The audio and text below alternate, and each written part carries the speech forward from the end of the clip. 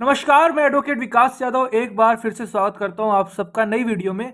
जैसा कि आप सबको पता है, अभी हमारे मार्च में आपके सीयूटी पीजी के एग्ज़ाम होने वाले हैं। सीयूटी पीजी 2024 के एग्ज़ाम।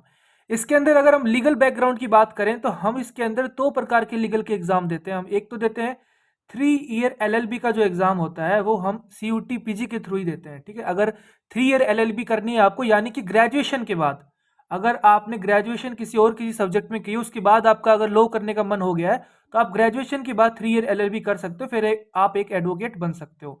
इसके अंदर फिर एक आप ईयर का 2 ईयर का और एक 3 ईयर का और एक 1 ईयर का भी आपका एलएलएम का जो एग्जाम होता है वो इसी के थ्रू आप इसमें एडमिशन ले सकते हो। अच्छी अच्छी यूनिवर्सिटीज हैं इसके अंदर, आपकी डीयू है, बीएचयू है, बीबीईयू है आपकी, ठीक है। और आपके और पता नहीं कितनी सेंट्रल यूनिवर्सिटी, हरियाणा है, पंजाब है, आपके आपके हरि सिंह गौर विद्यालय आपके मध्य प्रदेश में सागर में है। तो ऐसे ही उसी भी हाफ पे आपका सीयूटी यूजी एग्जाम एक होता है जो गवर्नमेंट लेती है, आपका एनटीए के द्वारा कंडक्ट कराया जाता है। और इस एग्जाम में आपको पता है कि अगर आपको 5 ईयर एलएलबी करनी है, अगर आप 12th के बाद अगर एलएलबी करना चाह रहे हो, 5 ईयर एलएलबी अगर आपको करनी है, जिसके अंदर अपन बीए एलएलबी करते हैं, अपन बीबीए एलएलबी करते हैं, ठीक है। तो अगर आपको ये करना है, कुछ लोग बीकॉम एलएलबी भी करते हैं, तो अगर आपको इनका कॉम्बिनेशन करके 5 साल की एलएलबी करनी है, फिर एडवोकेट बनना है या आगे जज बनना है, तो आप इस एग्जाम को कंडक्ट करते हो और आप इसमें अपियर होते हो। तो इसके अंदर आपका DU BHU top most choice होती है बच्चों की ना, तो ये ध्यान रखना आप। तो इसके अंदर आपको एक लीगल स्टडी पेपर जो आप फॉर्म भरते हो तो आपको चूज करना होता है। तो ये एग्जाम आपका शेड्यूल्ड है ऑलरेडी, जो एनटीए का कैलेंडर है उसके अंदर शेड्यूल किया गया है कि 15 मई से लेके 31 मई 2024 में इसकी होने की संभावना है। तो अभी इसका नोटिफिकेशन कभी भी आने वाले हफ्तों में कुछ टाइम में आपको देखने को मिलेगा, क्या पता 2-3 दिन में ही देखने को मिल जाए।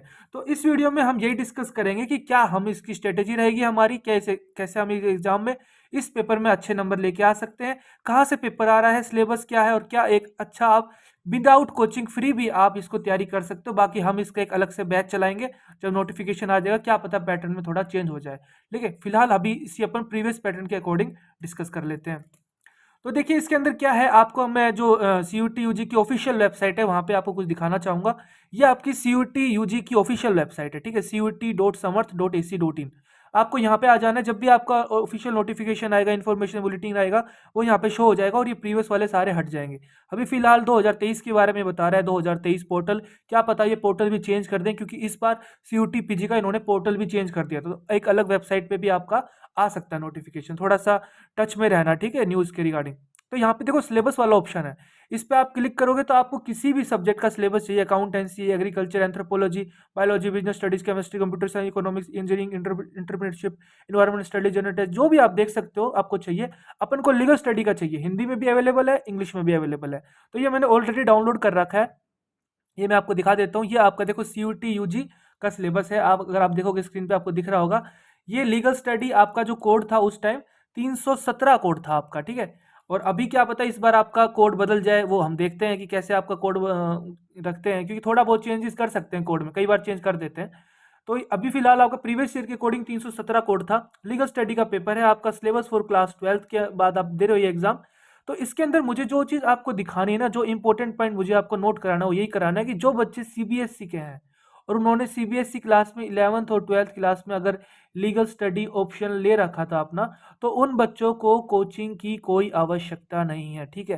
क्योंकि जो पूरा का पूरा सिलेबस है और पूरा का पूरा जो पेपर का लेवल है और जो क्वेश्चन है आप देखोगे, 100% सीबीएसई की जो लीगल स्टडी की बुक आती है उसको अगर आप पढ़ लोगे, अगर 11th 12th दोनों का मैं बोलूँ तो 400 पेज होते हैं, लेकिन इसके सिलेबस में 12th का आप मान लो कि 90% वेटेज 12th वाले चैप्टर्स का है, ठीक है। तो आप देख पा रहे होगे कि यहाँ से आप देखो कि यूनिट 1 में आपका जुडिशरी दे रखा है, जुडिशरी के अंदर क्या क्या पूछेगा।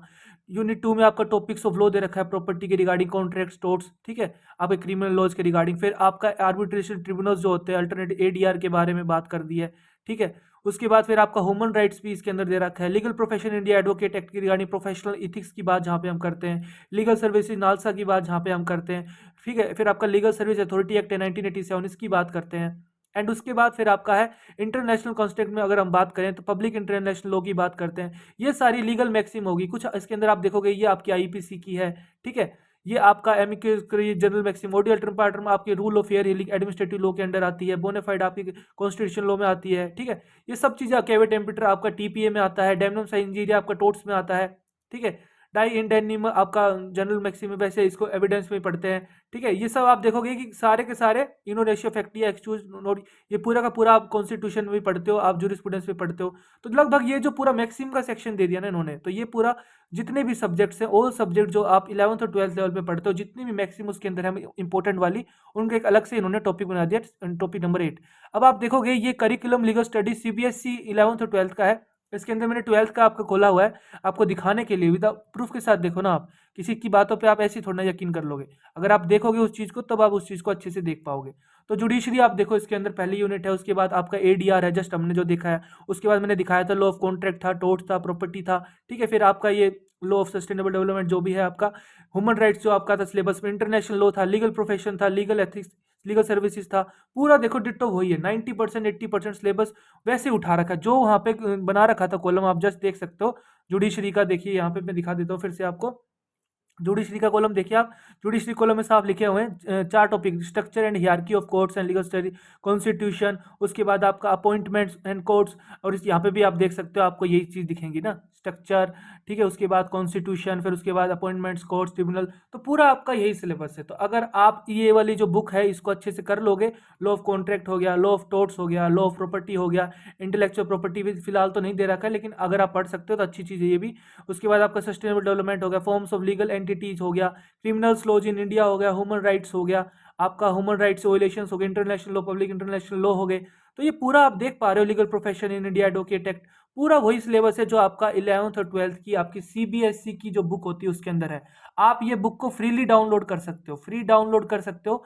सीबीएसई एकेडमिक्स नाम की एक वेबसाइट है, उसके अंदर आप टेक्स्ट बुक वाले कॉलम पे जाओगे तो आपको ये बुक मिल जाएगी। अगर आपको नहीं मिलती है ये बुक, थोड़ा सा ढूंढने में प्रॉब्लम आ रही है, तो आप मेरे इस नंबर पे या तो यहाँ से ये नंबर ले लीजिए, यानी या फिर मेरे जो अबाउट सेक्शन है यूट्यूब का, वहाँ पे आपको मिलेगा 9350145947। आप इसे मुझे व्हाट्सअप कर देना, मैं आपको इस बुक की पीडीएफ शेयर कर दूंगा, कोई भी दिक्कत नहीं है।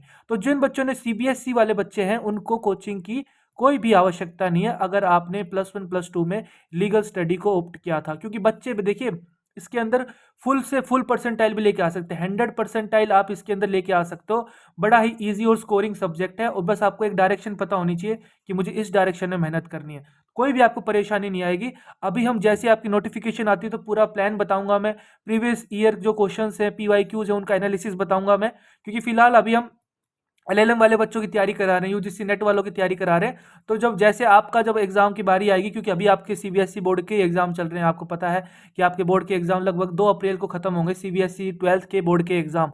तो मुझे पता है मार्च के महीने में और फेब के महीने में आप काफ़ी बिजी हो, तो अभी बैच चलाने का भी कोई फायदा है नहीं।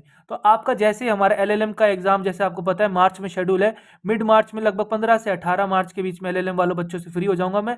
फिर उसके बाद फिर आपका बैच कंटिन्यू कर देंगे, सीयूटी यूजी का एक नया बैच चला देंगे, ठीक है। ताकि जो बच्चे अगर सीबीएसई के नहीं है, स्टेट बोर्ड्स के हैं, उनको थोड़ी दिक्कत आ सकती है, थोड़ा सा उनको इंग्लिश समझने में दिक्कत आ सकती है। फिलहाल अपन अच्छे से एक बढ़िया बैच चलाएंगे, 2 महीने का लगभग बैच होगा, कोई परेशानी नहीं आएगी। इस सब्जेक्ट से आप अच्छा स्कोर कर लोगे और एक अच्छी यूनिवर्सिटी में आप जा सकते हो, डीयू बीएचयू, जो भी आपको आपका ड्रीम कॉलेज है, आपके घर के नज़दीक जो यूनिवर्सिटी है उसके अंदर आप जा सकते हो। अभी भी कोई आपका डाउट है तो कमेंट में आप पूछ सकते हो। वीडियो अच्छा लगा तो वीडियो को लाइक करिए, खुश रहिए, मुस्कुराते रहिए, देश का ख्याल रखिए। जय हिंद।